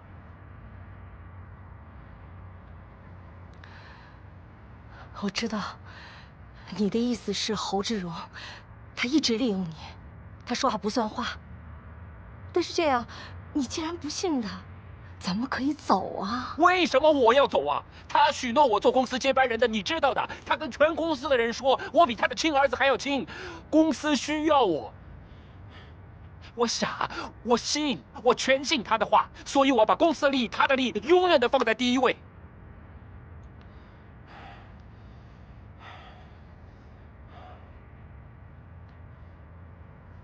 那天，我在病房门口亲耳听到他对侯爵说：“马勇工作勤勤恳恳、兢兢业业，但他是外人，外人就有外心，外人就有外心，所以不得不放。”我努力了13年，却换来了他那么一句真心话。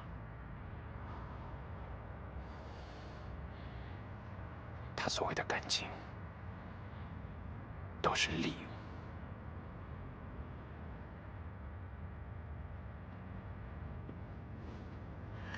你这样做会后悔的，你在犯罪，我们逃不掉。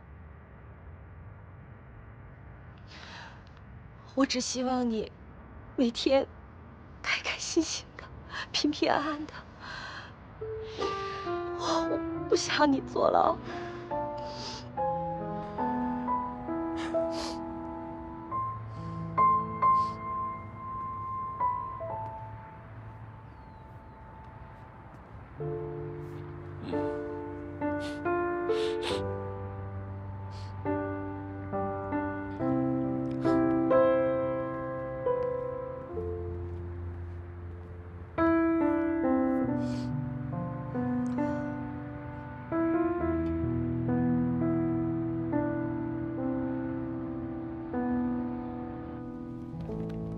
姐，哎，你周末去哪儿了？我看你发的照片，好美哦。度假酒店，准女婿开的。女婿真能干，酒店那么漂亮，还靠着海边。还可以吧，刚开始营业。哎，你们要想去的话，我这有 VIP 卡，可以打折的哦。你这个女婿啊，真是又能干又体贴，真是难得。羡慕吧？羡慕死了。快看资料吧。你说这包他能喜欢吧？应该可以吧？这么贵。哎，这不那谁吗？你老熟人。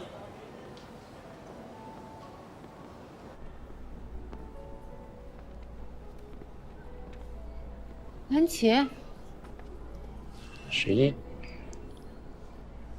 小郝总，蓝总这是陪女朋友逛街呢？啊，人呢？蓝旗，你看我这身衣服。蓝旗，妈，这衣服真好看。爸，哎，11。不是你们这是什么情况？啊，那个阿姨不是周6过生日吗？我说我买件新衣服，大家高兴高兴。啊，过生日啊！不早跟我说，阿姨看好哪件了，我刚来给你买了。市场价不错是吧？旁边还有什么店？咱们看看。走，阿姨。哎，不用，真的不用。其实我都说不过了，但是蓝七说他有消费卡，不用就过期了。对，不用就太可惜了。用什么消费卡呀？别给我省钱，走。哎呀，不用不用，真的不用了。你们这是要……哦，他来给我刚带11去逛街去了。不是，刚买个包吗？那个我有点急事，我先走了，阿姨、叔叔。走走啊！哎，那我走了。11啊，谢谢你啊。没事，我先走了。哎，你。我跟人说的好好，你老解释什么呀？老拆我台干嘛呀？我拆你什么台了？你连话都不让我说，我还没收你呢。你刚才胡说八道什么呢？反正你不准跟他们解释啊！凭什么？什么凭什么？他什么人呢？这啊，趁我不注意跟你爸爸搞好关系，最讨厌这种人，套路这么深，你要远离这种人。我告诉你，人家跟我爸妈10多年前就很熟了，好吗？熟怎么了？熟就能这样吗？啊，正面不够招，背后挖墙脚。你说他什么行为？什么行为这是？说话呀！你看我干嘛？他什么行为？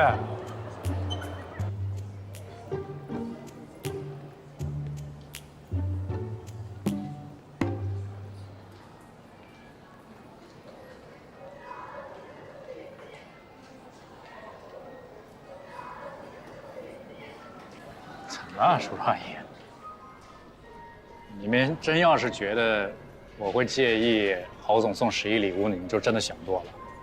那包真的挺贵的，凭我对11的了解，他是绝对不会收的。那是那是肯定的。再说了，我是我，他是他们。我认识11的时候，他还上小学呢，对吧？对。他从小那么多人追，我早就习惯了。对，但我们家11是很专一的。叔叔阿姨啊，我呢，爸妈走得早，所以其实我一直心里面是把您二老当爸妈对待。11忙，我替他孝敬你们。蓝七，你能这么说，阿姨这心里，唉，是个好孩子。行了，咱们吃饭去。好。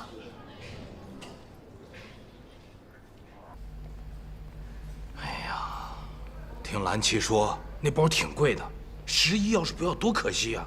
给我呀，在二手网上可以卖不少钱呢。俗气！你看看，跟你开玩笑你还当真了？一把年纪了，还是没有幽默感。懒得理你。哎呀，就是不知道11跟他处到什么程度了。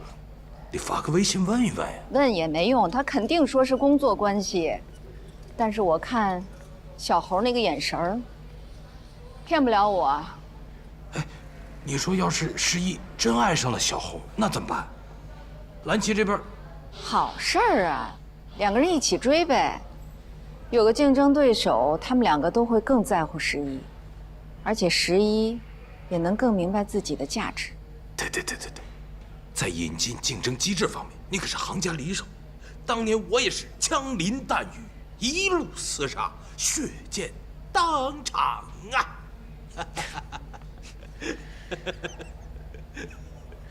我怎么会嫁给你呢？你跟我到这儿干嘛来了？你不要送我吗？谁要送你了？你家那么近，自己走回去。我还有约会呢。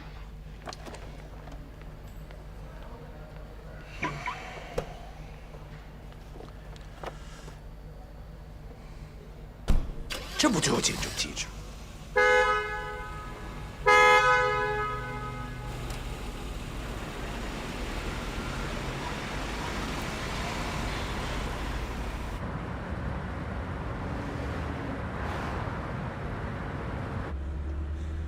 哎，你把你那个爸妈电话给我一下。干嘛？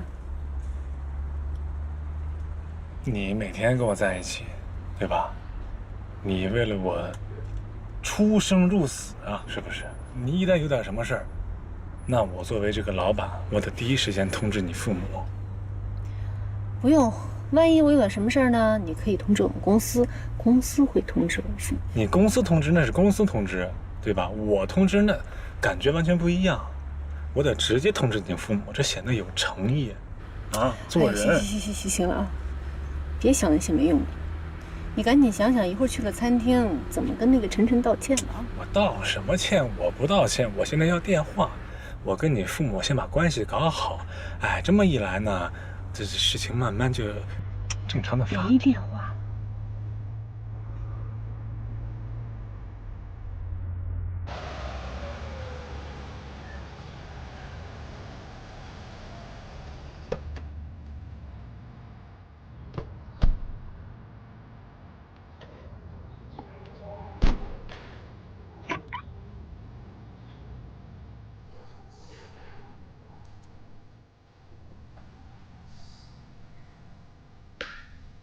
你那个小旗子还没联系你呢？没有啊，一点动静都没有。不正常啊，这人这么沉得住气吗？啊，城府挺深呐。那是个人就比你有城府。行了，我在这儿等你，进去吧。啊，记着啊，耐心点，顾全大局啊。希望这个陈大小姐今天能好好发挥，让我爸长长见识，见见她这个蛮横的嘴脸。走了，祝你好运。崔叔叔，哦，你说你这孩子怎么现在才到啊？你看都几点了？我跟你说的是几点，啊？还不赶紧给晨晨道个歉？光道歉都没诚意啊！说买包去了吗？哎，陈大小姐，这个面再收下啊。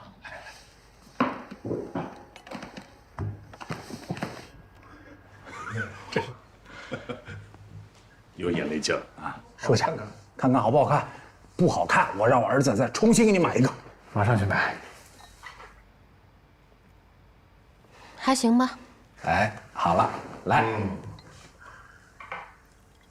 儿子，拿起你的酒杯，来，生意。哦。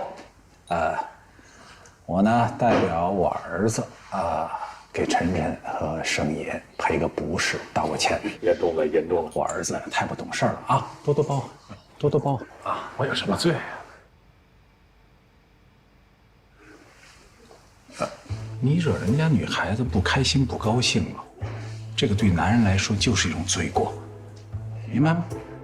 那我真是罪该万死，罪该万死啊！那赔个罪，我也给你赔个罪。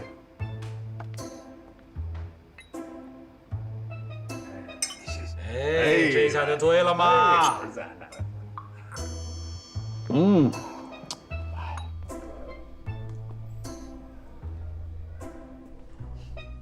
哎，志荣啊，非常感谢你啊！就是为了他们这些小辈的这点小事儿啊，还得劳您亲自出家。哎呀，少爷，您这话就说的外场了。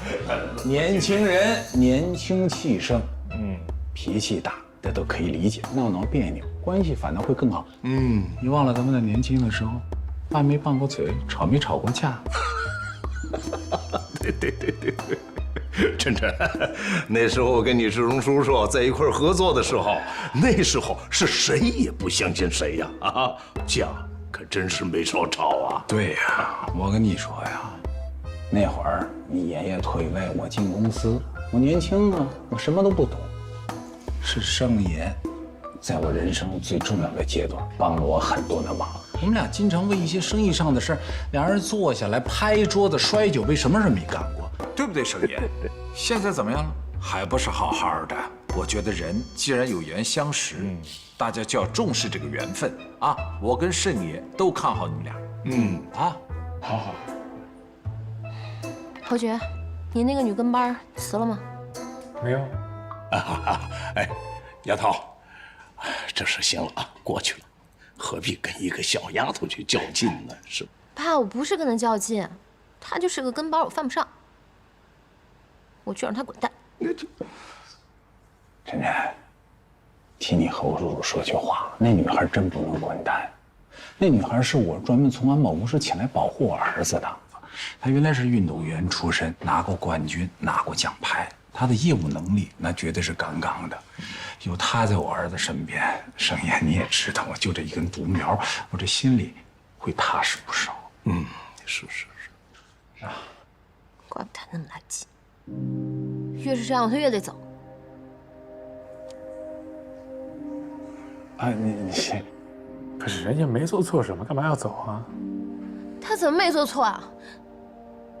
他欺负我，讨厌他，这够吗？晨晨，够。这样，侯叔让你今天心情愉快啊！你这样，把那11给我叫进来，给晨晨道个歉。您说呢，盛爷？这是个好主意啊！这要把人叫来，双方一见面把事一说开了，这什么事也都解决了，是不是？好，去。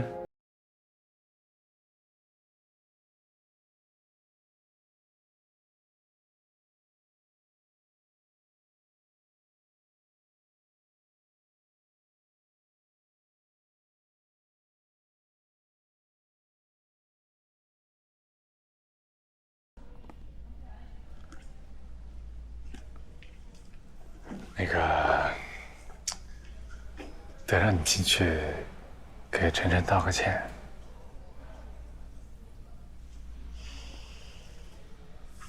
就给我爸个面子，晨晨怎么说都不行啊！咱们就道个歉，多的什么也不说。好，那我说什么？你就说我给你道歉，就得了呗。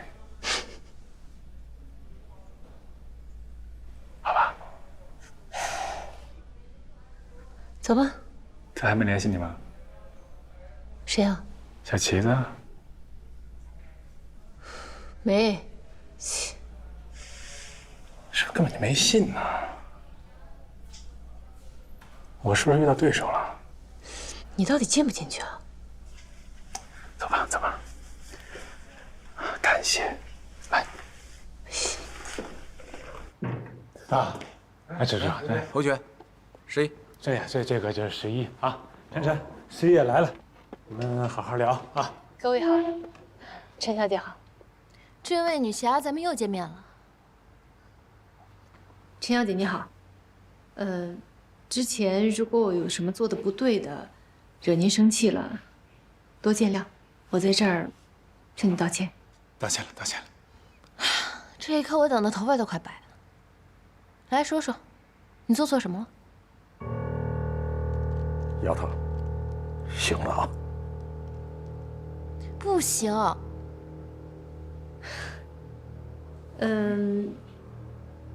你说我做的哪儿不对，那就是哪里不对吧？我就想问你，那天你是不是故意让我出丑的？我没有。你有。你这是给我道歉的态度吗？晨晨，人家已经说道歉的话了，干嘛还揪着细枝末节不放？坐下。算了，看在侯爵送我礼物的份上，我不问你这个。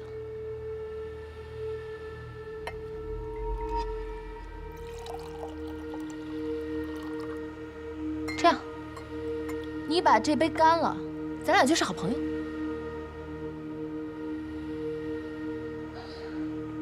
陈小姐，谢谢你的好意，但是酒我不能喝，这是我们的忌日。我就是你的忌日，让你喝你就喝。他真不能喝，他们这个行业有规定，这上岗的时候就是不能喝酒。那你要就看着生气，这样吧，反正你们这朋友做不成了，我替你把这酒喝了吧。不是。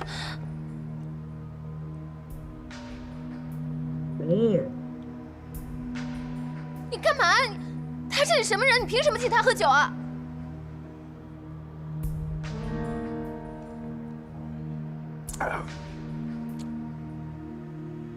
你这道歉还哪有诚意了呀？酒都喝了啊，咱别没完没了的了。可以啊，我不没完没了。这样，你把这杯干了，这杯干了我就算。我真的不能喝。珊珊，这是人家这个职业的规矩，有这个规定，对吧？咱们最起码得尊重人家职业吧。不是，那什么意思啊？到底是他的职业重要，还是我重要？你以为你谁啊？我告诉你，我分分钟就能让你把工作丢了，你信吗？你不就是一个跟班的吗？你不就是一个人肉盾牌吗？你不就是一个看门狗吗？不许侮辱我的职业！我就侮辱你职业了！人家干嘛呢？滚！行了行了，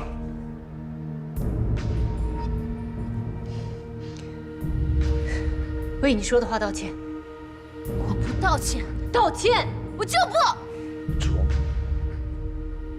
十一，行了，把你也看见了啊，情况就这样。